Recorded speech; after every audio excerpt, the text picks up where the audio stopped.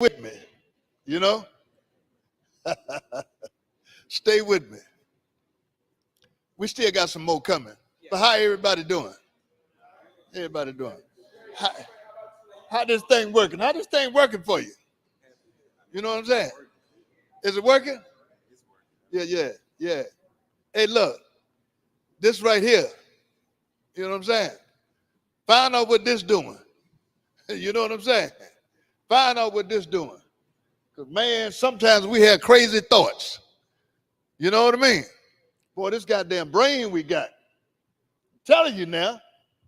Research that shit. Investigate it. Hey, before we even got a computer, before we even got a telephone, we had this. This thing is just like this. What you put in it is what comes out of it. What you put in it is what comes out of it. If you constantly put negative thoughts in your head, in your mind, and react to them, what you think you're going to get? Yeah. Hey, that's what you're going to get. What's up? Hey, we don't do nothing else, man. Put some positive thoughts in our head. You know? Man, is jail going to break me? Is jail going to break me? You know what I'm saying?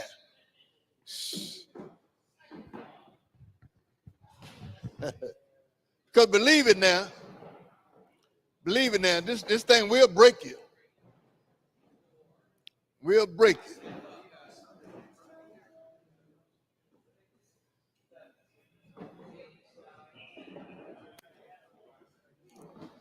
What's up, man? I'm good. Yeah, I'm good. What's up?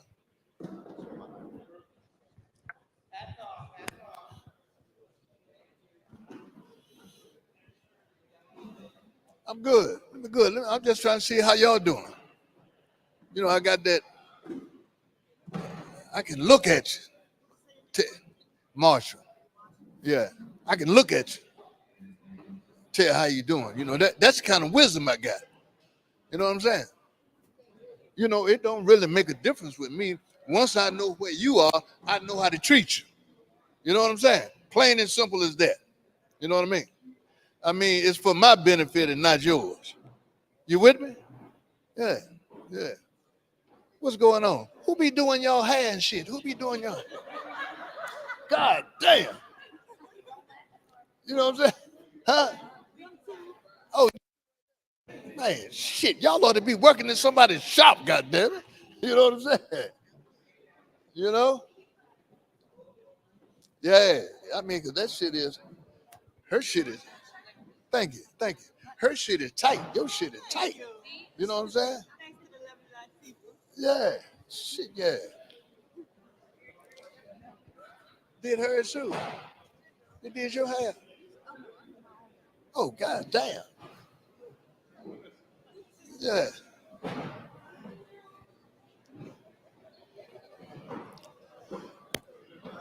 Good evening, everybody. Huh? Was I here? Oh no. I went to somebody's anniversary. But y'all got a dude, man. It's a dude that was here. He up at West now. Big dude.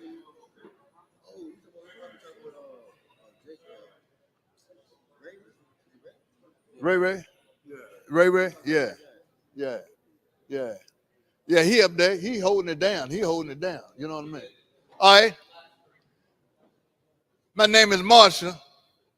I'm a grateful recovering addict. And I'm so glad to be here. Talked about this on the way down here. Y'all just don't know what y'all do for me. You know? I just mentioned the fact that, you know, what you put in the computer, what you get, that's what you give yourself. That's what's coming out there. You know? I ain't gonna say it's impossible, but if you put negative shit in here, ain't no whole lot of positive shit gonna come out. You know? Y'all might not know where I'm going with it, but one of the things I want to say is, and I mentioned that earlier before y'all got in here, is the jail. I mean, so many think that the jail could be a negative experience. And it could be. But on the other hand, the jail could be a positive experience. You know? Get out there, man, and do your thing, man. I say this.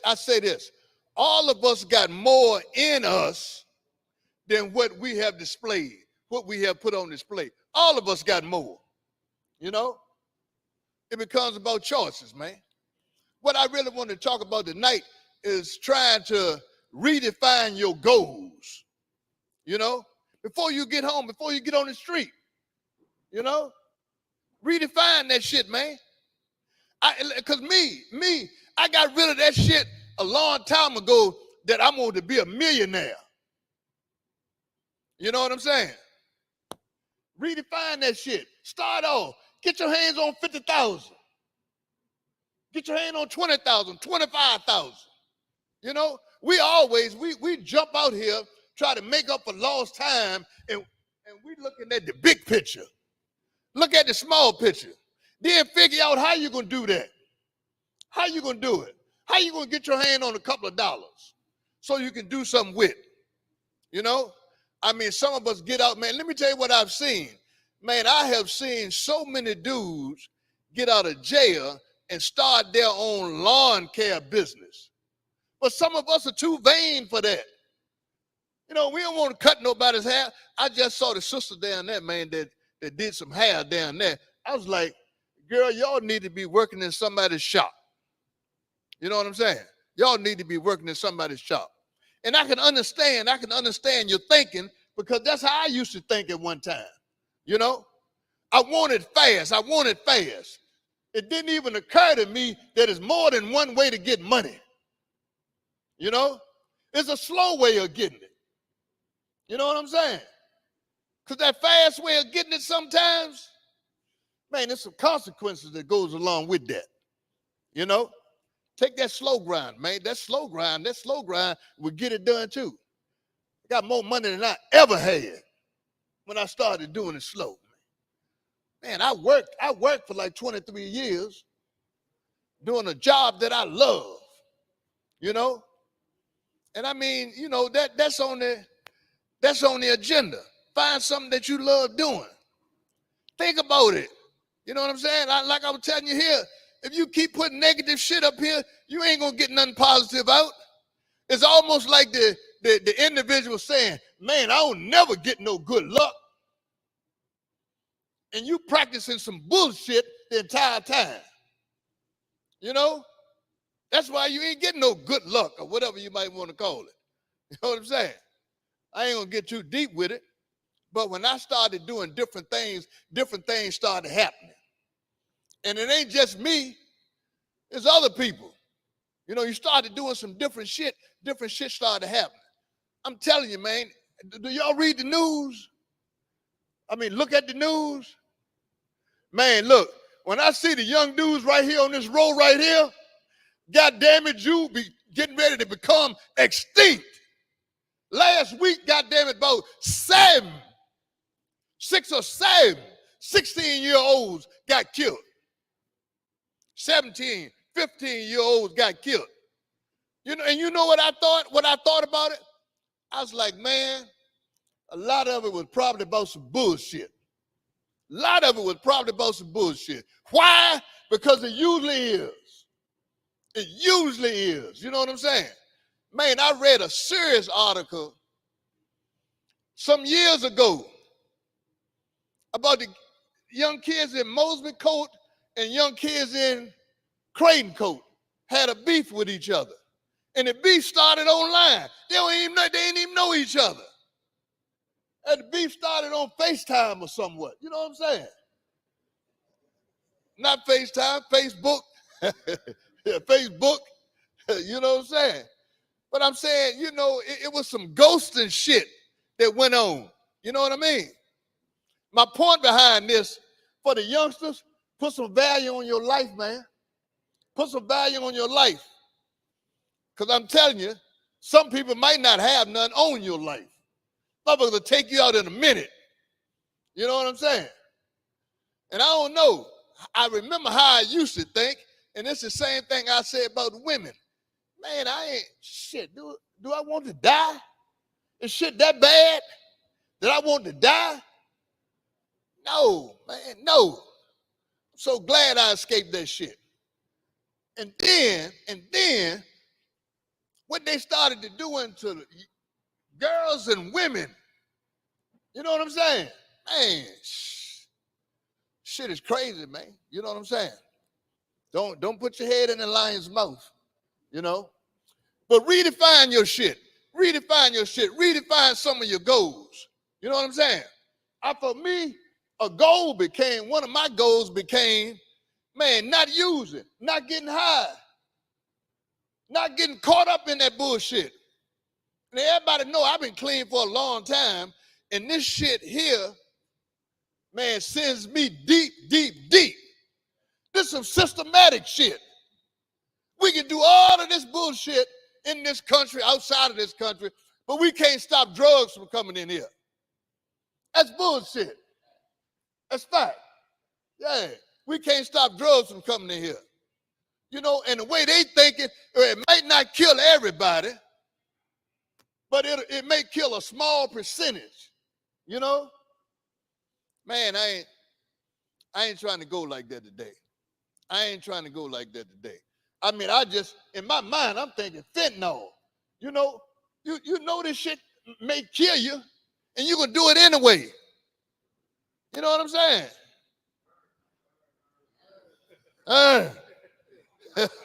I'm telling you. You know what I'm saying? But everybody, man, you can use this time as a positive experience in your life. Positive experience in your life. You know? Man, give me a call when you get out here if you can't think of nothing positive. Got some positive shit that we can do. I mean, for some, it might be, man, you ain't got to go to college, but you can learn a trade. Somebody can learn how to, what they do, man, in the gym. You know what I'm saying? All y'all be trainers. You know what I'm saying? Man, you can get a certification. Thank you, man. You can get a certification and got done in like, man, 6 weeks. Just for pumping iron. You know what I'm saying? You know, as a part-time thing, as a pastime thing. But anyway, today, man, stay with us now. Stay with us, man. We got a treat. We got a treat, and we try to do this on a regular basis, man. We got an individual, and I'm telling you, we got to give Jarvis. Wait a minute, put this down. Let's give Jarvis. Yeah. Let's give Chef Gregory. Yeah. Let's give the McShin Foundation. Let's give Honesty, who's the CEO of the McShin Foundation. That we got something like this going on, man. That we got something like this going on. We got an individual that was here 6 months ago, and the treat is he can come back and share some of his story, part of his story, all of his story, if that's what he want to do, you know. And we got people like Chef Gregory, Honesty, Jarvis, and all them, man, that supports that, you know. And that's a treat, man. For those that want to do something like that, man, Carson has laid the foundation. You know, he's laid the foundation, man. Me and him rode down here today, you know. And I understand. Look, man, I talked to him a week, 3-4 days ago. He said he needed a ride down here. I said, I got you. He texted me, said, man, we still riding together. And I wanted to tell him, mofo, didn't I tell you that I got you? You know what I'm saying? Hey, don't have no trust issues with me. You know what I'm saying? So I got you. As soon as I talked to him, I'm like, look, I'll be at your house in 10 minutes. I was right in the area. You know what I mean? Because I know what it meant to him. It's another step for him to be able to come in here and share. And man, there's a whole lot of steps for me to be able to do this on a regular basis. You know what I mean? With that, I give you cause.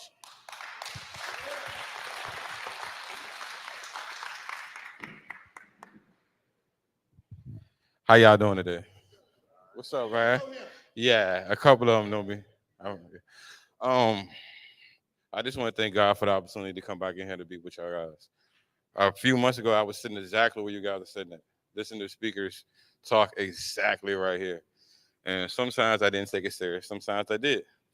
But what I wanted to let y'all know is y'all got to hit rock bottom with any addiction, any problems that y'all going through, right? The biggest thing with me was when I sat in the same chair that y'all did, I had to make a decision. Y'all all gonna have to make a decision.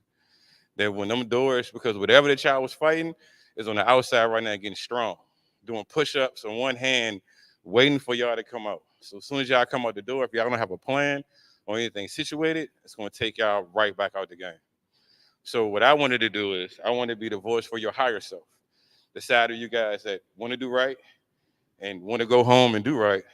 By y'all seeing me, hopefully y'all can inspire y'all to do the same thing because it was hard. It was hard. Now a little bit about me. My name is Carson. Um, I'm born and raised on the North Side Richmond. Um, Grew up, had two parents in the household. One when they separated, my mom separated from my dad. They got back together, but somewhere down the line, I had to disconnect with like what I was supposed to do and then the street life. So I started guiding towards street life. Got locked up in and out of my life the whole time. Got addicted to drugs, alcohol. I had developed a drinking problem. I started running the alcohol instead of actually dealing with the problem. I don't know if anybody can relate to that. You know what I mean? Y'all have y'all things y'all do, but with me it was alcohol. So I had to stop for a second to determine. It started destroying like my friendships, my family, and my kids. And I kind of seeing myself getting older and older, coming back in jail, wearing the same suit, listening to people tell me when I got to sit down, hearing them metal doors pop, them trays, making shindigs, and it just started really getting to me. And I said, man, you know what? I really want to change my life. So for you guys, whatever point y'all in right now, y'all can just listen to me or not. But when y'all do get back to the cell or whatever y'all go to, take that split second and decide, are y'all really tired? Is anybody in here tired of being locked up? I mean, really tired of being locked up. All right, okay, all right. So if y'all really, really, really, really tired of being locked up, right? Then when y'all leave this dorm and y'all go back to y'all cell, y'all have developed a plan. And your plan's gonna cut off friends, families, old places y'all used to go to, girls, guys that I used to hang out with. Y'all plans will be self-preservation. That's the first rule. You got to be able to save yourself. So if y'all really, really tired, then I'm gonna see y'all on the streets, right? Y'all not gonna get locked back up, right? Right. So in this time right now, it's a preparation. I remember I used to be in the rise, and they had all them books, and they had advisors, and I used to get irritated because the advisors used to always try to tell me what to do, and I used to be like, oh man, but they had good advisors that actually try to help you too, right? But the books, all those books in there, if you take the time and really read those books and develop a plan, you'll be good. You'll be good. Just sit back, read the books, and develop. It's like picturing a life that you want. But the first thing you have to do, you have to take short and long-term goals. For me, it was fighting my demons. When I was in the RISE program, I spent a lot of time to myself. I actually like studying, reading, working out, kicking it, and I had to get a hold of my demons. So when I got out the door, I had to step on him. He was right there. He had a main two-step. He was right there with me the whole time, but I had a lead on him, so I beat him. Well, I'm in the process of beating him. A little bit. I mean, I came home, opened a barber shop. I'm on Broad Street. Um, I've been on probation for 4 months. They took me right off. I never thought that was gonna happen. But if you go home and you do the right things and push the right direction, the stuff that you didn't believe that was gonna happen is going to happen. And I just wanted to come give y'all some hope, man. I wish to see everybody in here on the streets. All right. Thank y'all for hearing me out.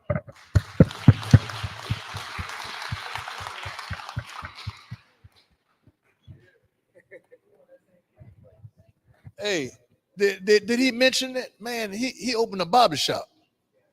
You know what I'm saying? Yeah, I'm going there to get a haircut. You know what I'm saying? I'll get a free haircut. but like you said, a plan. You know what I'm saying? Got to have a plan. You know what I'm saying? So when you just kicking it, bullshitting and all that shit like that, when you get a minute to yourself, try to come up with some kind of plan. What am I gonna do when I leave here? You know, my thing is, like I'm telling y'all, man, look here, because what's happening right now, man, our little group is expanding. Our little group is expanding. Carson is part of the expansion. You know what I'm saying? I got the next gentleman is part of the expansion. John's in North Carolina. You know? Yeah, John's in North Carolina. Shout out to John. Shout out, John. Yeah. Where you at? Yeah, he's in North Carolina. But we expanded. We expanded, man. Because that's what we want to do. This time of year here, man. You know, the summertime. Let's get crazy. You know what I'm saying? Hey, it ain't wintertime no more, you know? But also a part of the expansion, man, this young man I got, Greg. Greg spoke here a couple of weeks ago. Greg is part of the expansion. Me and Greg been knowing each other, man, since 19 something or another. Come on, Greg.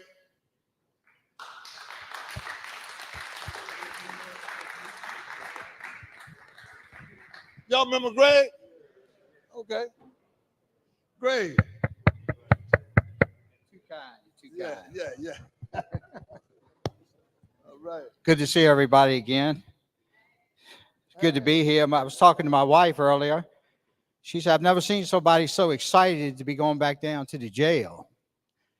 I said, well, I'm awfully excited because it helps to remind me of what it was like. I pulled something out earlier. I was talking to my friend Frankie, who I asked him to come down and share his story. Frankie and I knew each other a little bit from the streets back in the day. We didn't hang around any of that stuff, but he knew who I was and I knew who he was and so forth. And we got reconnected again through the program when I first came back in 1991. And I was thinking about that. I had something up on my board to help kind of remind me to keep me on the straight and narrow. And I had this in my wallet. This was June of 91, Pocahontas Correctional Center over on Courthouse Road, the day they released me. And when I got released in 1991, I went back down to Human Resources, the drug program that I was in before I got my bond revoked and before I went on my 5.5-year stint of being incarcerated. But I'm going to tell you, like I told you a couple of weeks ago, when I got locked up, it was the best thing in the world ever happened to me because I couldn't stop drinking and I couldn't stop doing drugs. Addiction is the only prison where the locks are on the inside. It's the only prison where the locks are on the inside. And for me, what I found out, I didn't know what that meant when I first heard it. What it meant for me was dealing with all the pain and suffering, all the loss that I've had in my life, losing my mother, my father, losing my son's mother, put my dog down. You know, somebody said one night, they said, you were grieving over losing your dog? And I hit that guy so hard, his whole family woke up with a black eye.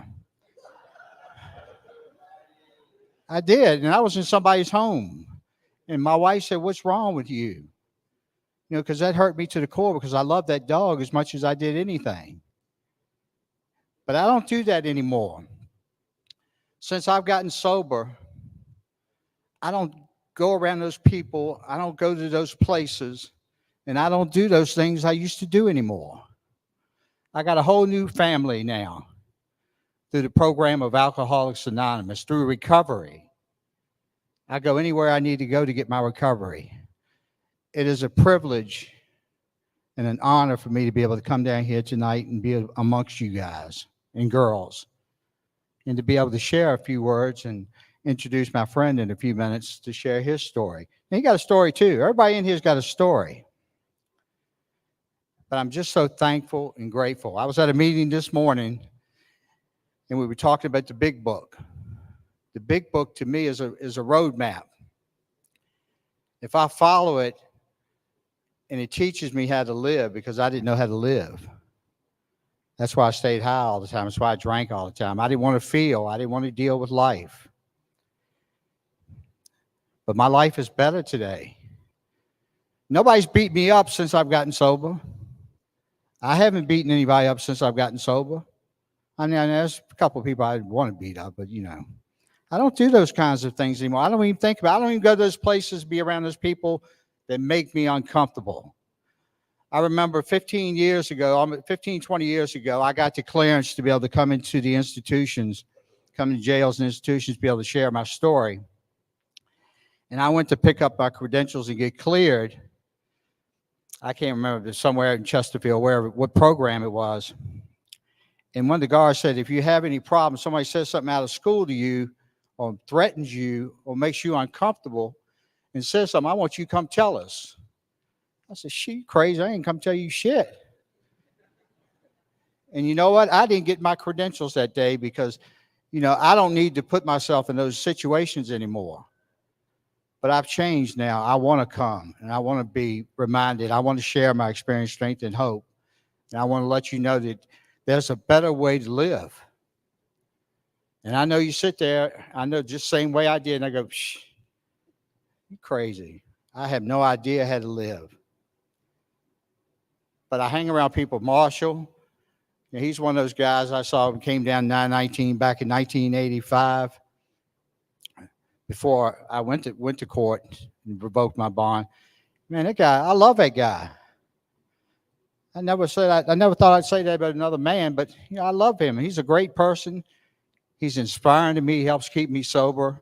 I'm excited to be a part of this with him and other individuals and so forth. But I don't know, man. What I have found out in my life is they say, people, you need to hit rock bottom. What I found when I hit rock bottom, there was another bottom underneath that rock bottom that I hit, where I couldn't put one foot in front of the other again. And I was on my way to die. When I came to this program, I was dead. I just hadn't fell over. I was dead spiritually, emotionally, and mentally, and wasn't far from it physically.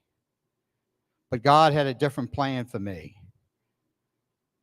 God wanted me to get sober and be a messenger to come and share that there's a better way to live. I don't have to live like that anymore. And I do it one day at a time. I get through one day at a time, sometimes 1 hour at a time, because it doesn't matter how long that I've been sober and clean, my addiction and my disease is always calling me. Who you trying to kid? Who you trying to fool? You gonna go back out and drink and get high again? It's just a matter of time. You ain't fooling nobody. That's why I have to stay in it. I have to stay close to everybody in recovery. I was at a meeting this morning at 10 a.m. at a meeting around other people that are just like me that want to stay sober. That's what I have to do. I have to be in the program.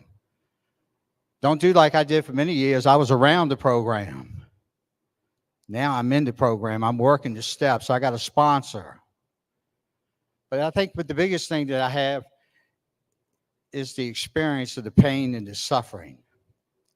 I don't want to do that anymore. I don't want to live like that. I know today if I pick up another drink or another drug, my life will be over.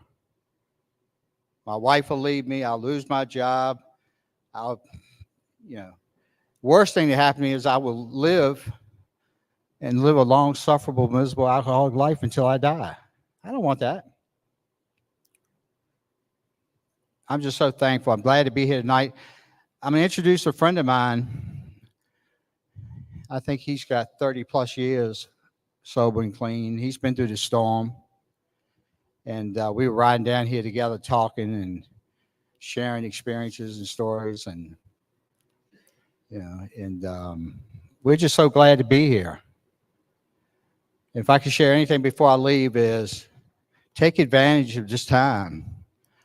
What being incarcerated did for me was give me time enough to take a look at how screwed up my life really was. how screwed up my life really was. I thought I was somebody. I won't shit. I won't shit. Everybody thought I had it going on and shit. I'm a good actor. And when I got stuff going on today, I tell on myself. I have to tell on myself. I've been in a meeting. I have to tell on myself.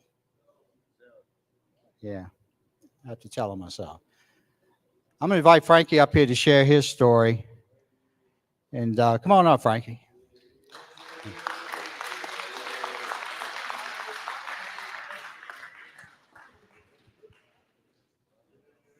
Frankie.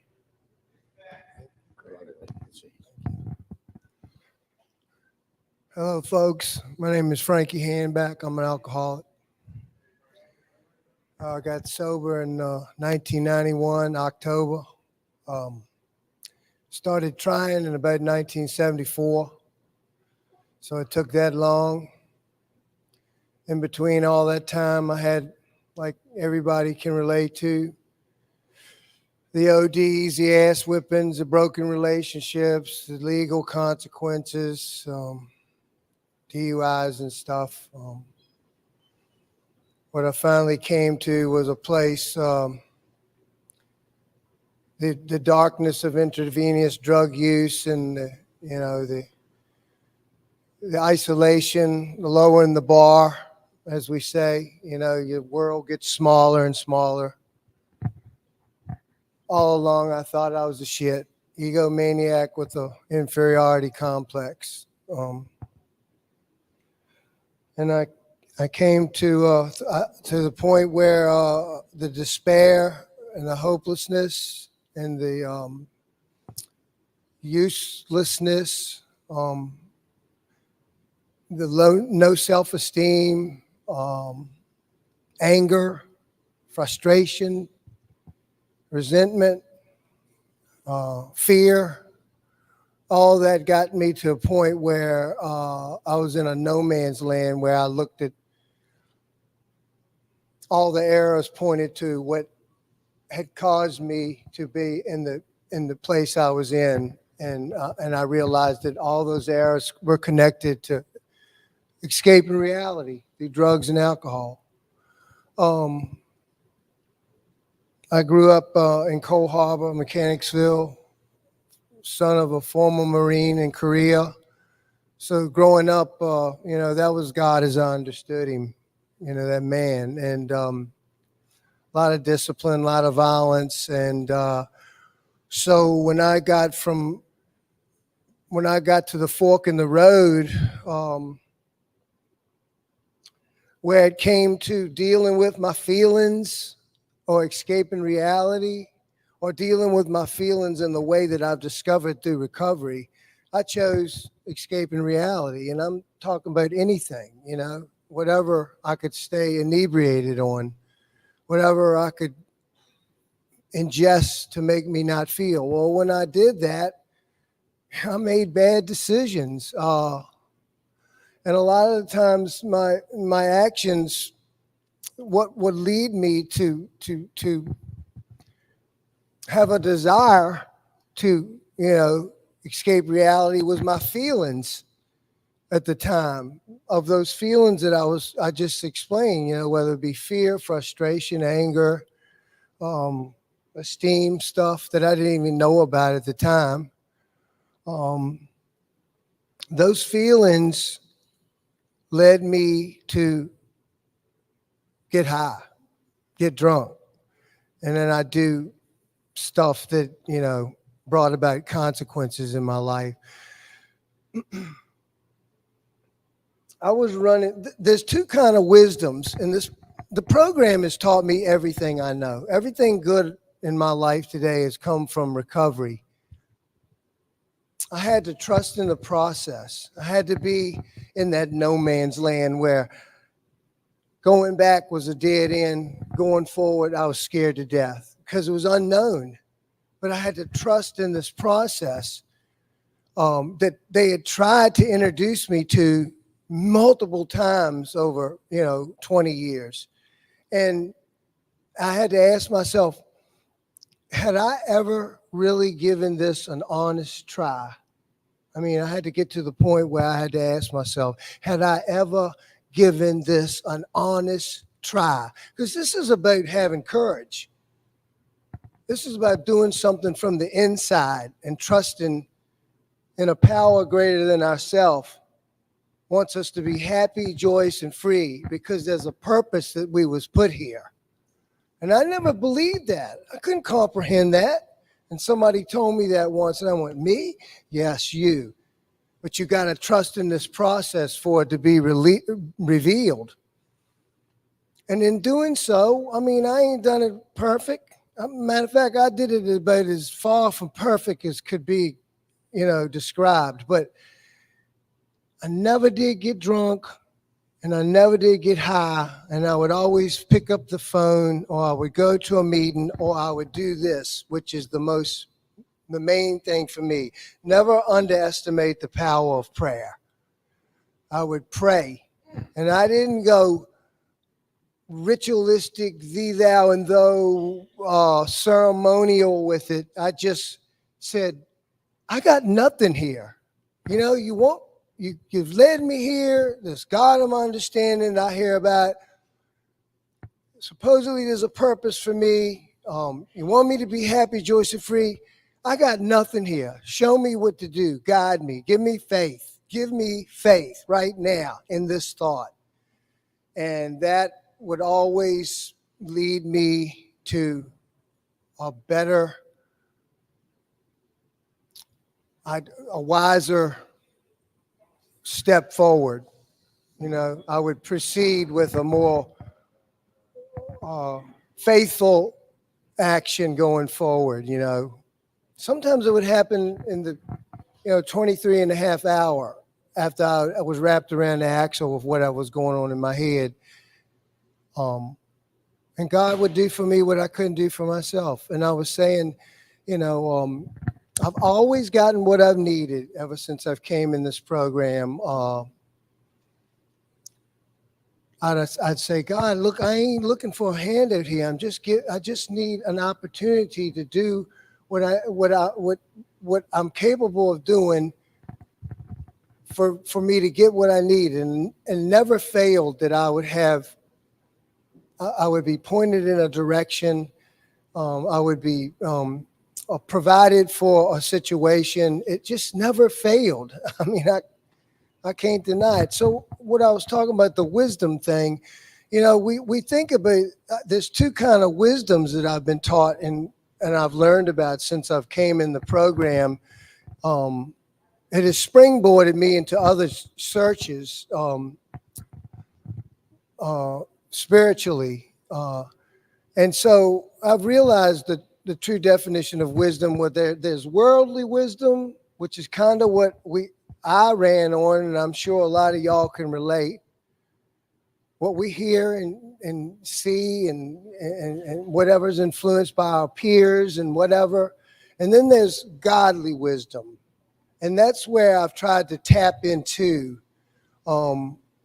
which has allowed me over time, slowly but surely, one step forward, two backwards sometime, to be able to have discernment, to be able to have clarity about where I am or whatever's pressuring me or whatever is stressing me or angsting me. And I've been able to put it in perspective now where I just go, that's a lie. I ain't buying into it. This is a disease. It tells us we don't have a disease for the rest of our life. It wants us to die. It wants us to fail. It wants us to be miserable. And so when we're making progress along the way, finding, I guess, what serenity or contentment or peace of mind, I don't know about y'all, but I didn't know how to deal with being in that. I needed to stir the bucket. I needed to create a disturbance. I needed to I don't know, maybe get on my high horse or something, just to get knocked back down, because it was not the proper way that I've found that I was trying to strive to live by. So, more has always been revealed to me. I've been blessed. I mean, tonight, I'm not gonna lie. Did I look forward to coming here and standing in front of y'all and talking tonight? I mean, I haven't talked in front of an institution in 25 years.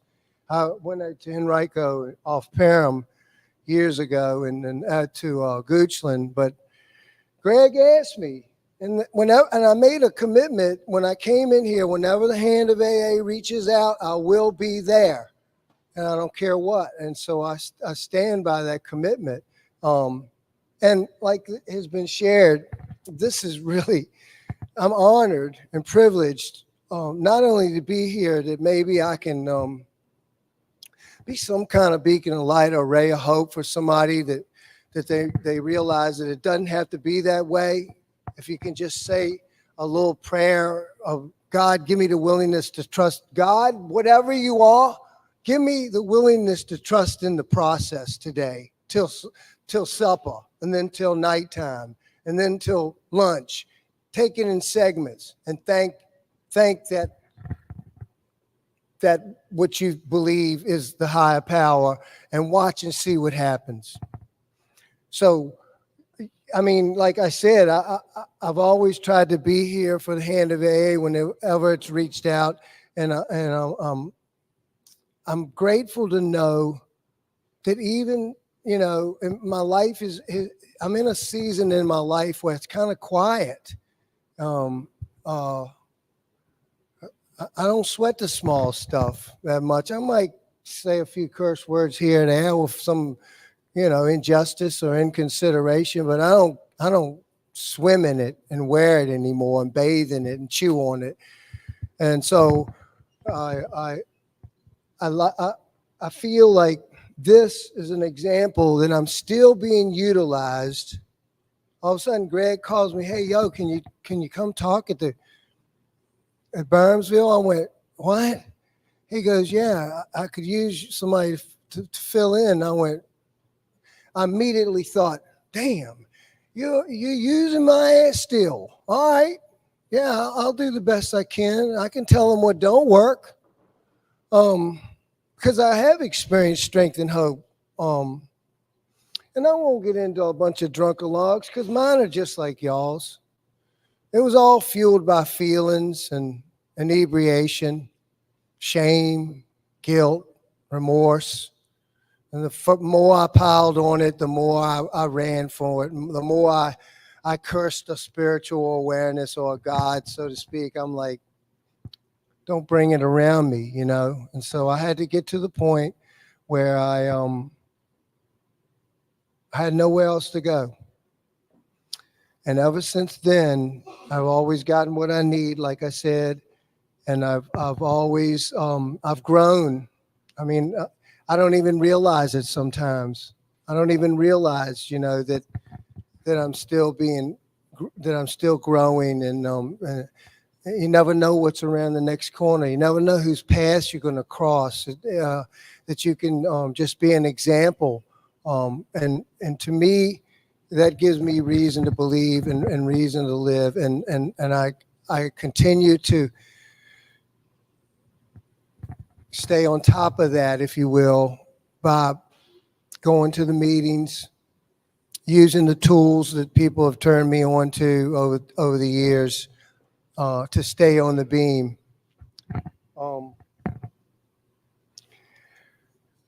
Let's see. Let me go back a little bit. I went through my life after I got out of the house with my father, and pretty much lived leading with my chin. I didn't want any goals, or I didn't have any ambitions. I didn't think very much of myself.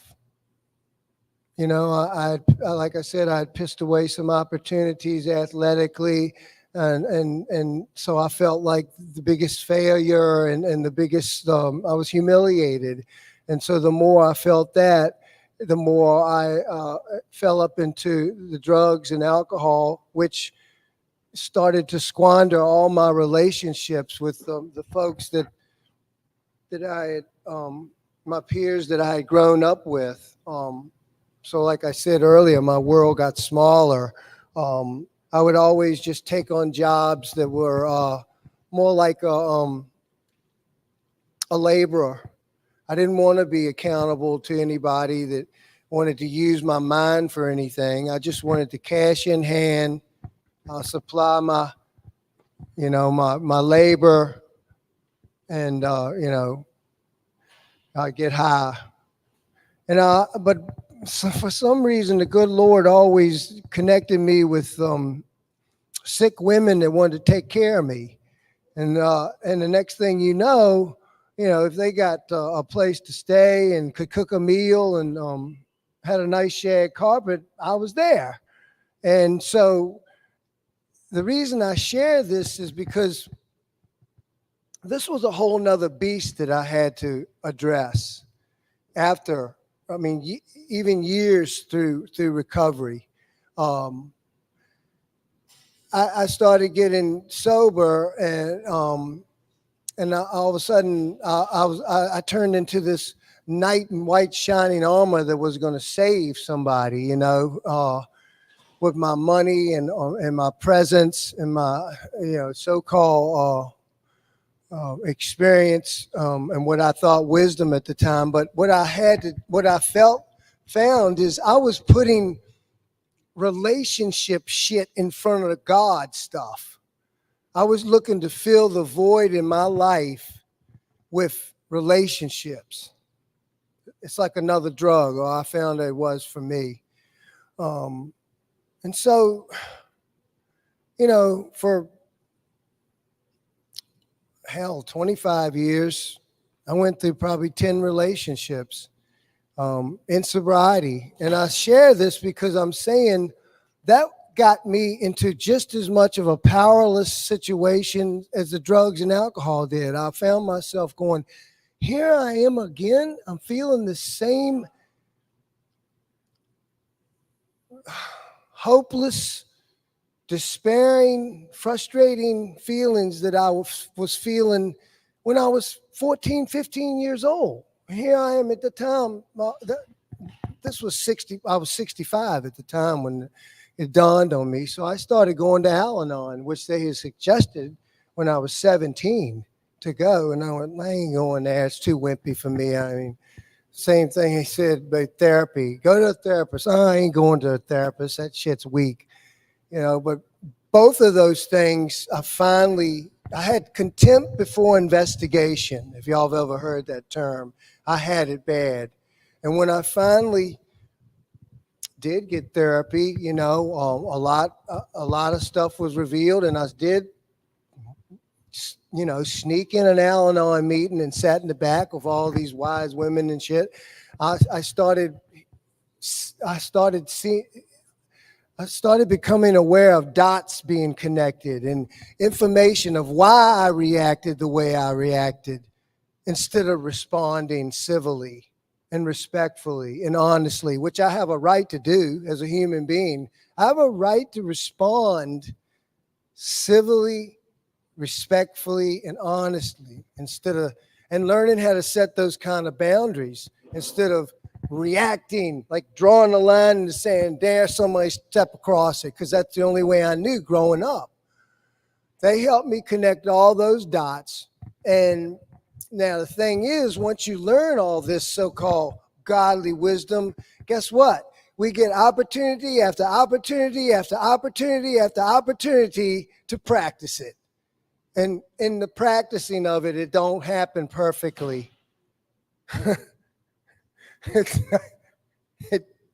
There's many a time I've made a phone call and I'm talking to God. I went, I'm here again. Did it again. I don't understand. You know my heart. You know what I'm trying to do here. But damn if I ain't do it again or say it again or act that way again. And in doing that, like Greg was saying, somebody was saying earlier, I don't hide anything from God. He knows me. He created me. He knows my heart. He knows where I'm trying to strive. Everybody's relationship is different. could never dream that I would have a relationship with the higher power that I have now. So, but my point is, I've learned slowly but surely how to set boundaries, how to walk about with a confident humility. I'm no better than, I'm no less than. You know, I'm brothers and sisters with all of us. You know, but it took what it took. It's not just been. I look back on it now. More is constantly revealed. I'm still excited about what's around the corner for me. I still say, give me faith a lot. I mean, that's a give me faith and thy will be done is all I got sometimes. Because, you know, the disease is always knocking at the door in some way, shape, or form to create negativity and projection. Projection is the worst enemy in the world. I think I know for me, I think for all of us. And so I'm here to just say, keep it simple. If you're sick and tired of being sick and tired and you've done your share, why not try something different? Be honest with yourself for the first time in your life. What is it saying? A man that conquers a city, a man who conquers himself is greater than a man who conquers a city. I mean, it's easy to sit up on the Velvet Throne, send your army on down to Hampton and wipe it out. But when you're sitting on the edge of your bed at night, after you've done it again, or had it done to you again, and you're blowing snot bubbles and you're crying and tripping over your lip, to look inside and conquer myself is the greatest courage one can find. And the only way I've ever found to do that, power of prayer. I had to surrender. I had to go, God, help me. Help me. Show me. Guide me.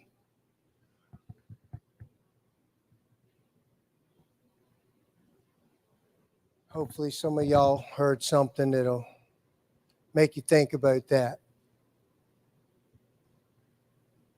Keep the faith.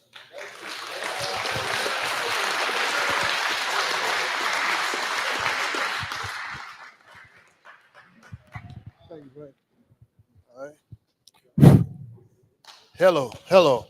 A conversation I had probably a week or two ago, you know, at a meeting, you know how it is. And what Frankie was talking about, man, and we come up about having some courage, you know, because over here, it's chaos. It's chaos right here. All evidence shows us that it's chaos. Over here is a little peaceful. It's a little peaceful.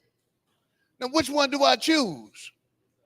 You know, man, I don't have the courage to try the peace. So I take the chaos. I take the chaos, you know? And when we hear and when we look at ourselves and when we look at our lives, that shit gets chaotic. And we wondering why family members don't understand, you know?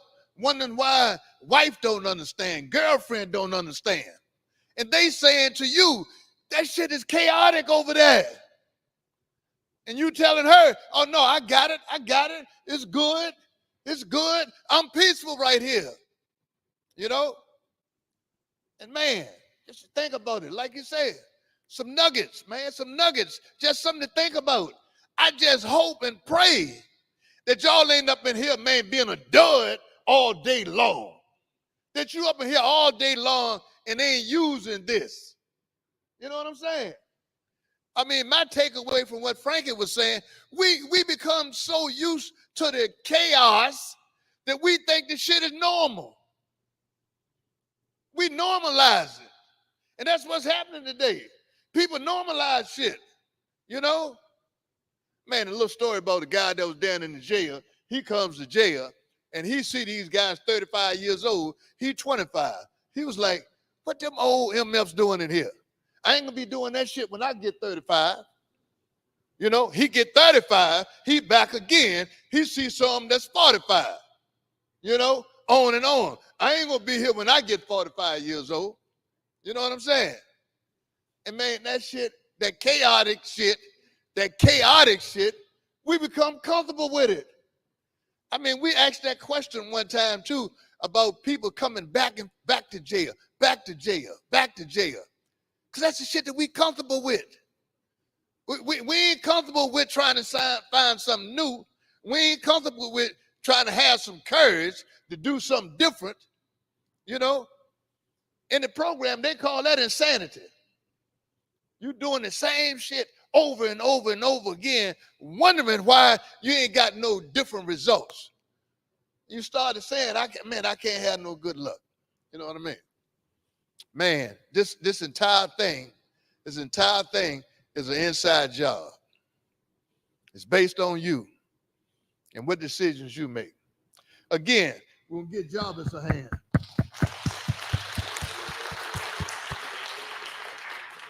Thank you, Jarvis. Sheriff Gregory.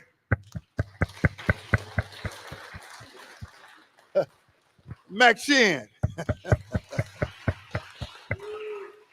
Honesty of Maxine. Thank y'all. Thank y'all for being here. Y'all kept me clean another day. Thank you, Jarvis. See y'all week after next.